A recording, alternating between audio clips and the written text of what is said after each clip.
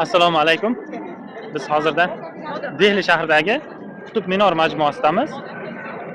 Ayni damda bu majmuada bir qancha o'sha 12-13 asrga oid ba'zi bir yodgorliklar mavjud. Bu New Dehli shahrida joylashgan. Qizig'i shundaki, Dehli shahri ikki qismga bo'linadi. Yangi Dehli va eski Dehli, Old Dehli deydi. Biz so'rab surishtirib anig'ini bildik. Yangi Dehli tarkibida bu Qutb Minor 12-asrga oid majmua borligi sal bizda qiziqish uyg'otdi.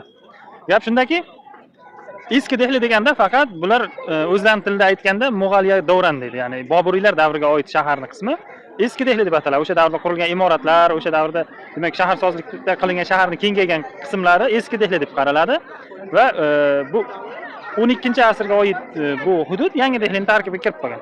Chunki Dehli shahri 7 marta vayron etilib, 7 marta qayta tiklangan shahar. 12-asrda o'sha birinchi G'uriylar davrida, keyin Dehli sultonligi davrida Dehli shahri katta mavqega erishib, bu poytaxt darajasiga yetgan edi butun Shimoliy Hindiston. Aynan shu Qutb Minor majmuasi ham bu Dehli sultonligi davrida tashkil etilgan. Undan tashqari bu keyin bilamizki, Muhammad Tug'luq davrida poytaxt janubga, Dehli sultonligining poytaxti janubga, Devgir shahriga ko'chirilgan, Davlatabod, bugungi kunda Haydarobod shahrining atroflariga. O'sha paytda bu shahar vayron, qaysidir katta jamoat binolari, boshqalar vayron holiga tushib qolgan, poytaxt ko'chirilgandan keyin. Va bu yer keyinchalik qayta tiklanmagan. Va Boburiylar davridan boshlab o'sha Dehli shahri yangidan qayta tiklana boshlagandan keyin o'sha eski Dehli shahriga aylangan o'sha qism. Bu yer keyinchalik yana aholi ko'chib kelib, joylashib, tevaraklari obodon bo'lgandan keyin Boburiylar davridan keyingi davrda yangi Dehli tarkibiga kirib qolgan. Shunaqa gaplar.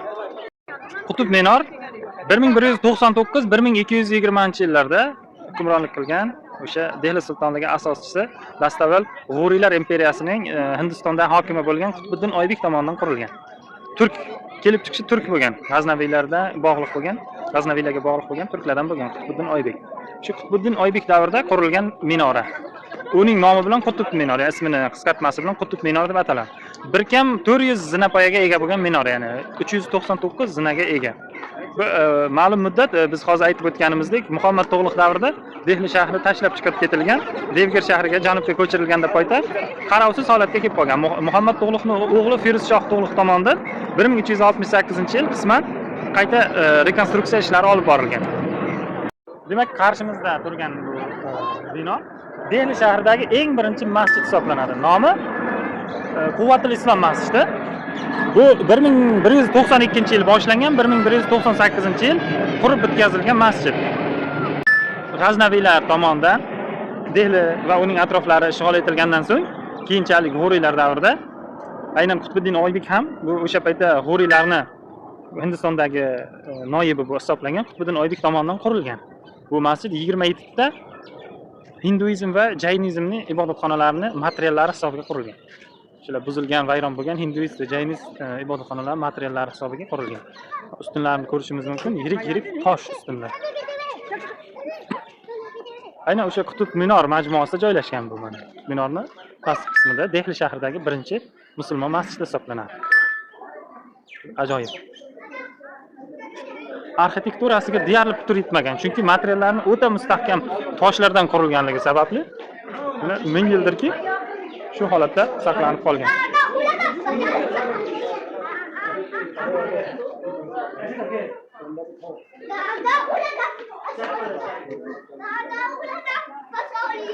Mana juda ajoyib chiroyli masjid.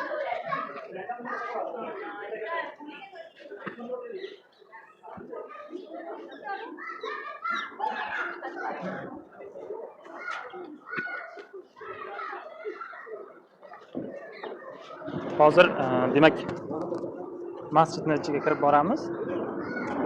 Gumbazning ichki qismlarini ham ko'rsatishga harakat qilamiz. Mana oq marmar toshga Qur'on oyatlari yozib ko'rsatiladi. To'tlarni ham ko'rishimiz mumkin.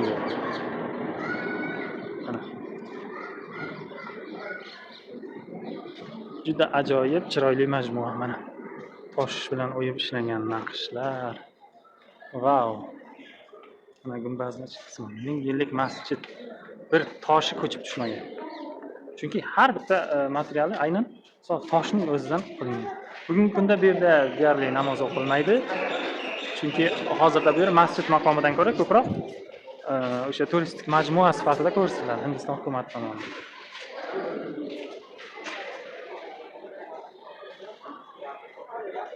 Juda ajoyib majmua.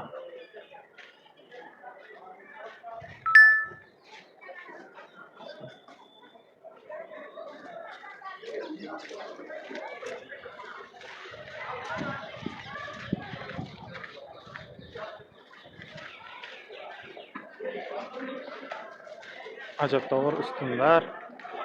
Bunda jijinib.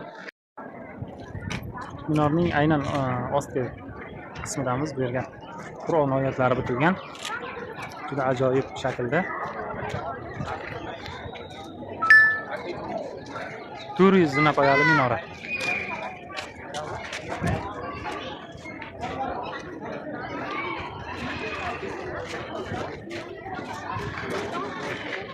Naqshlarning o'ta jozibakorligini ko'rish mumkin bu yerda.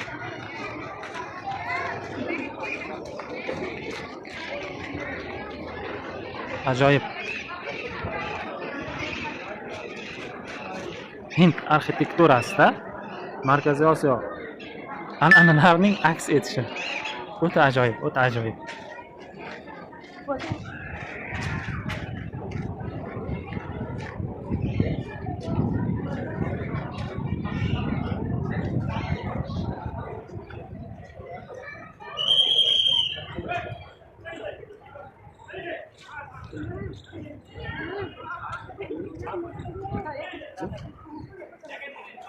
पापा उधर गेट खाली हो गया मामू मामू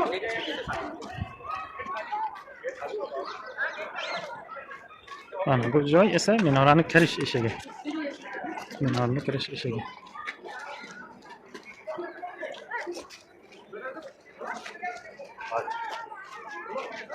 Mana bu demak masjid maqomini o'tagan bino. Biz hozir yuqorida aytib o'tdik, bu yerdagi materiallar, qurilishda ishlatilgan materiallar, ustunlar Hindu 27 ta Hindu va Jain ibodatxonalaridan olib kelingan. Shuning uchun masjidda bu islom odatlariga ko'ra odam tasviri bo'lmasligi kerak. Shuning uchun mana bu material ishlatilgandan keyin yuz qismi o'yib tashlangan. Tosh o'sha yuz qismi ko'rinmas shaklga kelguncha shu darajaga keltirilgan. Mana oyoq qo'llarni ko'rishimiz mumkin, yuz qismi yo'q. Ustunlarning tepa qismi. Masjidda demak shu tarzda ishlatilgan. Bir ko'rishda biz e'tibor bermadik, lekin yaxshilab qaraganimizda e'tiborimiz tortdi. Demak, bu ustunning bu qismi qachondir qaysidir ibodatxonada bo'lgan. Mana bu yerda mana yuz qismi yo'q. Odam tasviri bor, yuz qismi yo'q. Barchasi shu shaklga keltirilgan.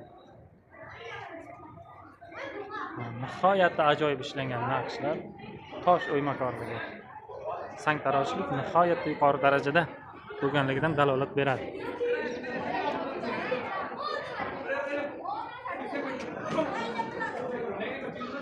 Nadiraji.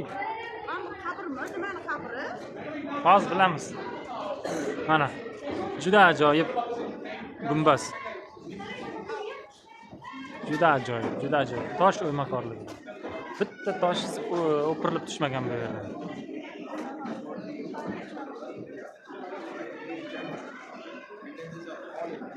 Dehli shahri bu musulmonlar fathidan avval ham bir poytaxt vazifasini o'tagan katta maharajalarni Pataliputra, Hastinapur nomlari bilan mashhur bo'lgan.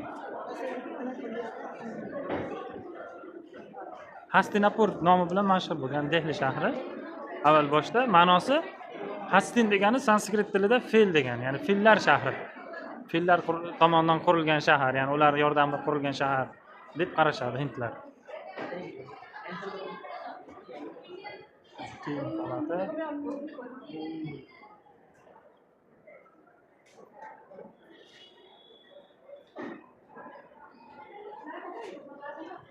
Ajoyib.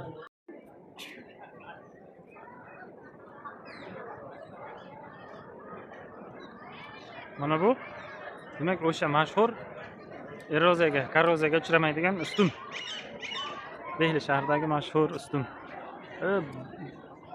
Yulduzli tunlar asarida eslasak, Bobur Dehlini ishg'ol qilgandan keyin askarlar shu ustunni quchoqlab bahslashadi. Agar kimni quchog'i yetsa, ya'ni o'sha baxtli hisoblanadi va oraga maxsus sovg'a ham qo'yiladi. Kimni quchog'i yetsa, o'sha taqdirlanadi degan. Aynan o'sha ustun mana. Ashoka ustuni ham dedi buni. Mana bu yerda mana Brahmi yozuvimi, Xaroshti yozuvimi, o'sha Ashoka ediktlar menimcha saqlangan ustunda. Haqiqiy sof temir ustun.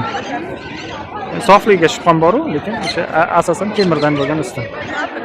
Dehli shahrida Qutb minorning yaqinida o'rnatilgan.